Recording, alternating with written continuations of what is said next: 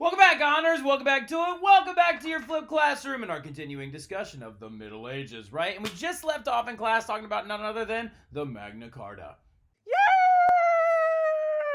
Exactly, right? But now we're moving into another theme that's going to be really, really big transition because we're going to be going from the High Middle Ages into the Late Middle Ages, right? Leaving the High Middle Ages and going into the Late Middle Ages is an important transition when you're studying the growth of the Middle Ages because we're now moving into a period of time that is defined by tragedy, right? So do me a favor underneath Late Middle Ages in your notes, just go ahead and write down war, disease, famine, right? Because those are the three things that truly define the hundreds-year-long period, not hundreds-year-long, but the couple century-long period known as the Late Middle Ages, right? So the thing that we need to understand is that this time period is going to be essential to our understanding of the Renaissance, so we've got to make sure that we do a nice little deep dive into it, okay? So we're now moving into the Late Middle Ages, and the first thing that we're going to talk about when it comes to the Late Middle Ages, when we're talking about death, disease, famine, war, all that stuff, is we're going to talk about war, right? We're going to talk specifically about the 100 Years' War, which breaks out from 1337 to 1453. That some of y'all are immediately already asking yourself, you're like, wait a minute, that math doesn't math right. We're going to get to that whole thing here in a second, all right? The thing that we need to understand, though, is that this 100 years or over century-long conflict is going to break out between England and France over a succession crisis. Yet again, just like with the Norman invasion of England, right? Just like with William of Normandy and Harold Godwinson getting shot in the eye with an arrow and stuff like that. You gotta understand that a succession crisis will cause a war that lasts for over a century, all right? Now, what ends up happening in the long and short of it, though, is basically the Kingdom of France was left without an heir to the throne, right? Because these three guys down here were a part of this thing known as the Capetian dynasty, right? Louis X, Philip V, and Charles IV. Well, the issue was they all kept dying with no heirs left to the throne. The only person that they had related to them that could still possibly take over after all three of them died is their sister Isabella, right? But the problem is there's this thing called Salic law, which is a very, very old medieval law that says no woman can inherit the throne, but also no man can inherit the throne through a woman. Because there was a guy that thought that he was supposed to be king of England, or excuse me, king of France, and his name was Edward III, right? And Edward III was really puzzled, and he was like, wait a minute, why am I not going to become king of France, right? Well, a lot of it, Edward, has to do with the fact that your mom is married to the king of England, right? So that means that you are the future heir to become the king of England, right? So nobody back in France wants Edward III to become king of France because that means that the king of England would then be the king of France at the same time, and that their entire culture, their economy, their everything will get gobbled up by the English, right? And so what ends up happening instead is that the French nobility decides to not go with Edward from England. They decide instead to go with Philip from France. So you see what I did there? Philip from France, right? Because there's this noble named Philip, like Philip Valois, who would become the next king of France and become the next king known as Philip VI, right? And Philip VI, though, is only related by marriage, right? He's not related by blood. So Edward gets really pissed off about this, and he's really upset. And he's like, why is he getting to be the king of England?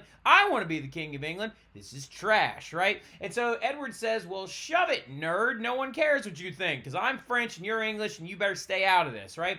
Well, Edward then asks him, well, dude, what about my land that I own in France, right? In Aquitaine. What happens with all that? And Philip says, well, not only will I take your land from you, or maybe let you have it, but the only reason I'm going to let you have it is if you come to France and swear allegiance to me as one of my subjects, right? That's what I mean by land and taking the knee, because when you swear allegiance to a king, you have to take a knee in front of them and bow. So he was basically telling the king or the future king of England that he would have to come to France and bow before him, right? Ooh. And how does this whole thing get handled? It blows up into a war because Edward feels he's entitled to that throne and Philip tried to tell him no, right? Well, the thing about it, though, is could we easily discuss a war that lasted for 100 years? Yes, but you would need like an entire semester to really, really do a crazy deep dive into the 100 Years' War, right? Because the two guys that we were just talking about, Edward and Philip, didn't even see the end of the war because they died, right? So, like, now going into it, though, their descendants will wage the war on after their death.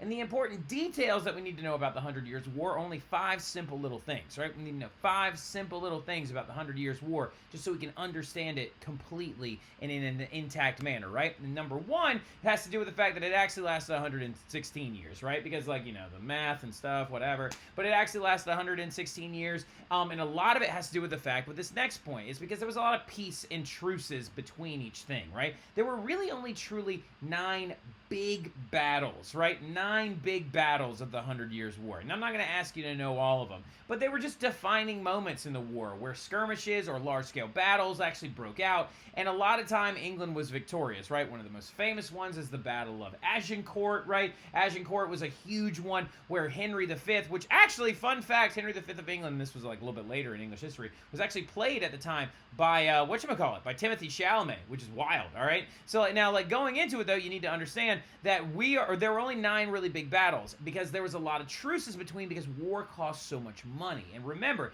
this is the Middle Ages, right? So economies are not super stimulated at the time, so they didn't have the ability to continually wage war for a century or each country would have gone bankrupt, right?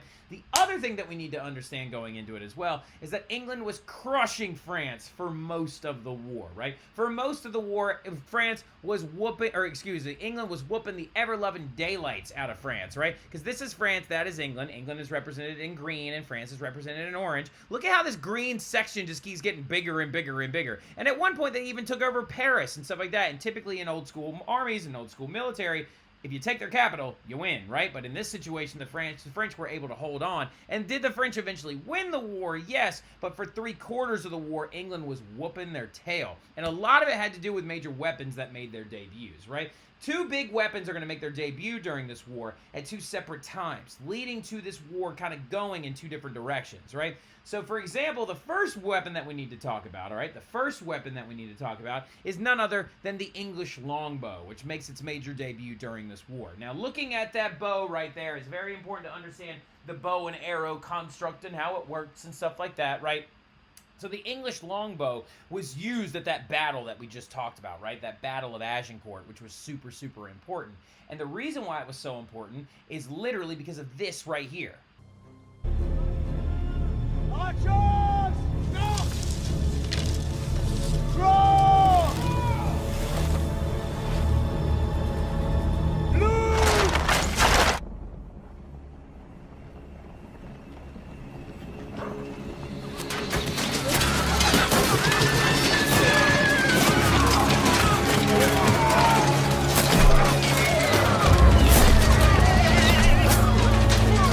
As you can see in that clip, right, and that's the movie that actually has Henry V being played by Timothy Chalamet, you have this, like, legion of English military who's firing and raining down arrows on top of a French cavalry that had charged the field at Agincourt and had gotten stuck in the mud, right? Now, the longbow had not been really used in a heavy amount of war, like, up until this point, and most of the guys that were actually longbowmen were Welsh longbowmen. So going into it, you need to understand, though, that longbow is very different and much more advantageous than another weapon that had been out there, the crossbow, right? And the French crossbow especially, all right? The French crossbow was very clunky. It was hard to reload. If you lost that entire little loading device and it broke, it was now just a glorified club. It didn't fire full-fledged arrows. It only fired bolts, which were super tiny little arrows, and it was only good distance-wise of up to maybe like 50 to 100 feet, right? Now, the longbow, on the other hand, could be pointed at the sky, angled up, and fired over 400 yards accurately, right? So the English were able to use that heavily to their advantage, as you saw in that clip, right? Now, another big weapon, though, is gunpowder weapons will make their debut at the end of this war, right? That right there being a breech-loading cannon, and this right here being a, like, stick gun. Like, basically, the French are going to use these primitive firearms and these breech-loading, like you would actually refer to them like a harquebus or something like that, but these breech-loading firearms to actually use against the English, and it helped turn the tides of their war. So keep this in the back of your mind. The English love that longbow, and the French love those gunpowder weapons, right? Now, next thing we need to understand, though, is that also these alliances were very messy, which is a really big reason why this war lasted so long, right? Because France was kind of fighting half of a civil war and half of an international war at the exact same time, right? Because what had ended up happening is that a group of French people allied with the English against the French, right? And they were known as the Burgundians, right? Or Burgundy, right? The region of Burgundy in eastern France had allied with England due to economic reasons, because they actually made a lot of money with the English English in textile manufacturing, and so they decided to ally with the English and fight against the French themselves, right? So France was fighting French people and English people, right? And so these alliances actually kind of really carried the entire thing forward, right? And really screwed up the entire progression of this war. So going into our next thing, though, in the long run, who ends up winning? Well, it's the French, right? And a lot of this has to do with the fact that they mended ties with the Burgundians and stuff like that. They also had a much higher population. They had better leaders, right? Speaking of those better leaders, like Charles VII, who will come into play at the second half of this flip, is going to be able to like really kind of mend the issues that were going on in France at the time and bring the Burgundians back into their fold and make it so they could all work together, right? And then also on top of it as well, they're going to start using guns better than the English and stuff like that. And they also allied with the Scots as well, with the army of Scotland, and that's going to help them win this war also. But another big reason why they actually won this war is because right when they were on the brink of destruction, they were led into several victories by a very unlikely but very all-important hero, and her name was Joan of Arc, right? Joan of Arc actually turned the tides of the war and led France to several early victories in the later phases of the war, had their king crowned, had their prince crowned king again, and really shifted the tide back towards France and got the ball rolling for their victory. But what I'm going to do, since my computer literally froze 3/4 of the way through my last flip, I'm going to go ahead and clip in the flip that I used from last year where we talked about Joan of Arc. Pay attention. She's a great story. I'll see y'all soon. About Joan of Arc a little bit so we can better understand her and why she's so important and who she is as a person, this person that we actually say prayers to all the time at school every day. Well, starting off, so you understand Joan's early life, Joan was actually born in the 1400s, right around, we think, 1412-ish, okay? Like right towards the end of the war, right about 1412, because of this entire thing ends in about like 1453, when the time she becomes like of age and actually starts leading this entire thing, it's going to be like getting into the latter phases of the war. She was born in a very, very small French town called Domremy, right? Domremy, to a peasant family, which was actually, they were a little bit weller off, right? Like in their town, they had the largest house and like the largest amount of land, but she was born in this very, very small village of Domremy. And in speaking of, if you're born in a very small village during this time period, and you're a woman, you're not going to be taught to do certain things, right? So something that you need to understand is that she grew up a massively devout Catholic, mostly because her mom was very, very devout Catholic. And the thing about it is Joan of Arc never learned how to read and write. She was illiterate for the entirety of her life. But she was raised by her mom to be a very devout Catholic amidst the 100 Years' War, right? And amidst this entire war, she's going to actually start apparently receiving visions of saints at the age of 13. Right around when she turns 13 years old, she believes that saints, like Saint Peter and the Archangel Michael, are two, for example, that are going to come start and speaking to her at the age of 13. Apparently, the very first day that she actually got like one of these visions, it was the couple of days after she was being bullied by some kids for being so devoutly Catholic, right? She was actually bullied as a young child because she always went to confession and she always studied her works and she always went to mass and she never missed it whatsoever. And because of her devout Catholicism, she got picked on by these other kids. And then soon after that, she apparently was working out in the garden and she heard a massive voice, and the voice goes, "Joan," and like calls to her, and she turns towards the village church and the church begins to glow with a golden aura. Now, interesting little fact about this, there is a church in Laplace, Louisiana called the St. Joan of Arc Church, which is actually decorated with gold paint and stuff like that on the outside to symbolize this moment, and the altarpiece behind the actual altar itself is gold as well, to symbolize that moment when actually Joan turned towards the church and began to hear the voices of these saints, right? And they told her a bunch of different stuff, but they basically early on when she was 13 told her that she needed to stay a very, very devout Catholic, right? And that she needed to actually commit herself to God and his works. So she takes a vow of celibacy at the age of 13, and she never does plan on becoming a nun, but she wants to try and live as much of a like devout Catholic life apparently as she possibly could, right? Now by the age of 16,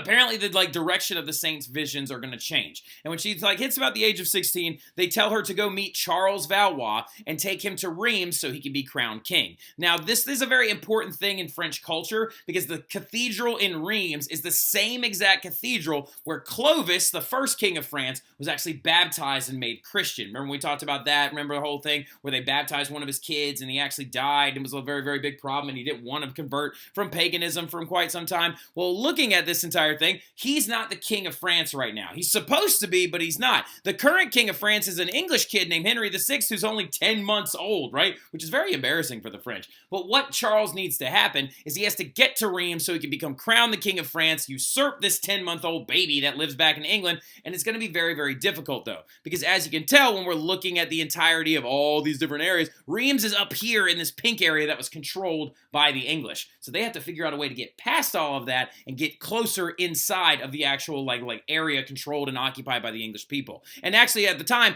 Charles Valois, who would later become Charles VII, was actually in this place called Chinon. And so the thing about it, though, is Joan is going to take this message very seriously. And she actually travels with an accompaniment of about 6 armed guards and stuff like that. And she goes off to try and find Charles and convince him to give her an army. And actually, this is a very, very big moment because she wasn't believed at first, right? The very first person that she actually went up to and said, "Oh, I've heard the voices of saints and angels, and I need to actually go to find Charles and reinstall him as the rightful heir to the throne of the Kingdom of France." The what are they called? The quartermaster of the village was like, no, and sent her out and said, "Lord, I'm not going to give you a bunch of stuff, you lady. You should go back to your mom and she should give you a good beating," is what he said to her. And she leaves and then starts to actually talk to all the people in her village about the voices she's been hearing, and they actually come back with her and convince that guy to give her armor, a horse, and a bunch of other stuff. Now she does this, comes back with all these people behind her back, and he finally relents. He gives her some armor, gives her a horse, and she has to now travel 11 days to get to Charles to then convince him that she is her god as well. Now the thing about it, though, is she apparently, when she was about to onset on her journey, she cut her hair very short so she looked more like a boy, and she also wore men's traveling clothes because they're actually sewn on the sides and they were very hard to rip or pull off, and it was for her safety and protection. So going into it, though, as well, she also apparently made very good friends with the guys that she was traveling with, right? There was about 6 men that were there to actually escort her there, and she apparently acted just kind of like one of the dudes the whole time, right? It's just one of the boys in the sense of, literally she palled around with them, talked with them, really shared her interests with them, and would sit around the fire and joke and play games and do all these other things on this entire journey to get to Charles VI, right? Or excuse me, Charles VII, who is at the time Charles Valois. Now, how did Joan, though, prove to Charles when she got there that she had heard the voice of God? Well, apparently Charles heard she was coming because it wasn't very, very uncommon at the time that there were all these people running around saying that they had heard the voice of God. Mostly women at the time, too. So going into it, though, Joan has to find a way to prove to the would-be king of France that she has actually heard the voice of God. Well, Charles apparently set up a series of tests for her and stuff like that. And what the entire process was, one of the big ones, legend has it that Charles actually invited her into a church where Charles would apparently be sitting on a very large chair at the front. But he actually didn't sit up there. It was actually somebody else that was dressed like him, and he was going to see if Joan went in there and actually talked to him instead. But then apparently Joan walked into this church, turned, saw Charles, and was like, "Oh my God, that right there is the rightful king," and she picked him out of the entire crowd, and she's never even seen him in real life, which is pretty wild when you think about it. But then, of course, another whole process starts where they check to see if she's a witch, and they have a bunch of priests ask her a buttload of questions. But after the entire process Charles is pretty convinced that he thinks that she has heard the voice of God, or at least she believes she has, right? And so the thing about it, though, is Charles gives her an army, right? Gives her an army of completely volunteers, because he literally goes out into the streets and he's like, "Who wants to follow this woman who apparently has heard the voice of angels and the archangel Michael?" And over 1,000 volunteers show up to ride with Joan, and Joan is going to be their leader. And she rides out to save one particular city, the city of Orleans, right? The city of Orleans that New Orleans is actually named after. And so they need to go and take it over because it's the gateway into Paris and the gateway into northern France. And the entire process is it's been being sieged for a long period of time by the English up to this point. Now, when she gets to Orleans with this 1,000-man volunteer army, and she's riding on a massive white horse, and she's wearing armor that is so shiny at the time that apparently it appears white as well. By the way, that right there is the Joan of Arc statue in New Orleans, right outside the French Market in the French Quarter. There are 4 of those statues that exist in real life. One is in Paris, one is in Philadelphia. I don't know where one of the other random ones is, but the 4th one is actually in New Orleans. And she actually rode out with a banner that on it said Jesus and Mary on it. And when she got there, do you think she was received very well? No, because she was a woman and she was illiterate and stuff like that. The man that actually was in charge of trying to like stop the English from seizing Orleans actually cut her out of meetings, locked her out of meetings, and refused to ever listen to her, right? This guy is now known as the bastard of Orleans, is what a lot of historians actually refer to him as, because he refused to listen to Joan's words. But it didn't really matter because Joan actually heard another vision, and like literally while she was like received this vision, jumped up out of her bed, threw her armor on, went and told her 1,000 men volunteers, we're going to attack the English right now. And she led a massive battle against the English at the siege of Orleans, and she wins. In the process, though, crazy enough, she was wounded. They almost lost the battle there for a minute because they thought they had lost their fearless leader, Joan of Arc. She got shot in the leg with an arrow, and it went 6 inches deep into her thigh. Or no, not into her thigh. That's the wrong one. Shot in the shoulder with the arrow, and it went 6 inches deep into her shoulder at first. And literally, apparently, she walked off, had the surgeon remove it, rips it out, and then she goes back into the battle and leads the men into victory. Now, in this process, though, she then leads, like Charles, to the city of Reims, where he would then be crowned, like, King of France, and he becomes Charles VII, usurping the 10-month-old king that's back in England and stuff like that, because nobody really wants a baby to be your king anyway. And he becomes King of France. Now, in this process, apparently, she was standing right next to him when he kneeled and took over the crown of France, and everyone says that God was with them in that moment. Now, getting into it a little bit, just wrapping up the Joan of Arc story, though, just so you understand, is that Joan of Arc, though, is going to have a very sad, tragic end to her life. Because what's going to happen after Charles is crowned King of France, Joan has to go rogue. Because what actually ends up happening is Charles kind of just cut her out and was just like, okay, thank you a lot, lady, that actually heard the voice of God. Bye, and then just kind of like dismissed her and sent her packing. Well, Joan of Arc then decides that no, I don't want to stop at this point. I actually want to go off and I want to retake the capital. I want to retake Paris, right? Now, this was a massive mistake on Joan's part because the walls of like Paris are 30-something feet high. They're going to be borderline impossible to get over regardless of how big the army that you have is. Also, it's being defended not only by the English but by the Burgundians at this point as well. So after a series of failed battles, she was actually captured outside of Paris by the Burgundians, and she was unable to escape because this time she did get shot in the thigh with an arrow, and it went so deep they could barely pull it out. And she was captured at one of these battles and then sold to the English by Burgundians, right? By the Burgundians. Now, some of y'all are probably thinking to yourself, why didn't Charles intervene and save her when she was actually captured by these people?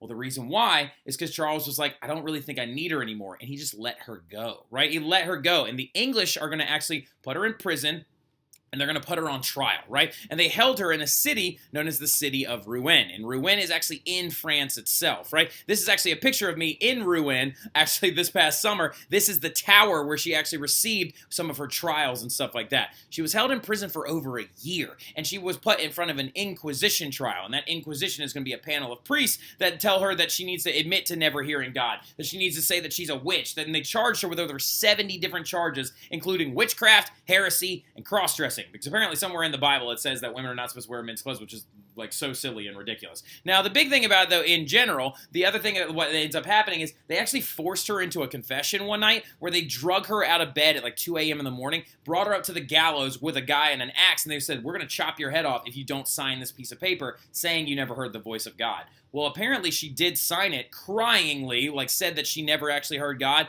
but the reason why is because she was just so scared, right? And then what ends up happening, though, on May 13th, 1431, is one of the premises of the confession was that inside the confession that Joan of Arc signed, she said that she would never wear men's clothes ever again. Well, what had happened was, is she, like, literally, the English came up one day on her, and she was wearing men's clothes again. She was like, I have heard the voice of God. You just scared me and freaked me out. I refuse to take this back.